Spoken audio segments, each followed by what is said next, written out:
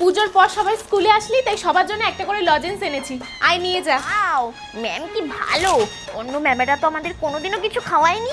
আচ্ছা শোন, বলছি কি, শুধু লজেন্স না, ঠিক আছে, তোরা আজকে টিফিন টাইমে ক্যান্টিনে গিয়ে যে যা খুশি তাই খাবি, যে যা খুশি, টাকাটা আমি দেব, ঠিক আছে, আমার তরফ থেকে থাকবে। সবাই বই বন্ধ কর, আমি পড়া ধরবো।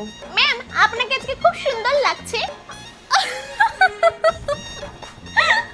তোরা কি যে বলিস না, আর কি বলবো। আমাকে জানিস তো সবাই এই একই কথা বলে যে তুমি এত সুন্দর কিভাবে। আমি কি করে বলবো বল, কিন্তু আমি জানিস তো কোনো রকম কোনো মেকআপও করি না, আর নিজের যত্নও নিই না, তাও আমাকে এত সুন্দর লাগে।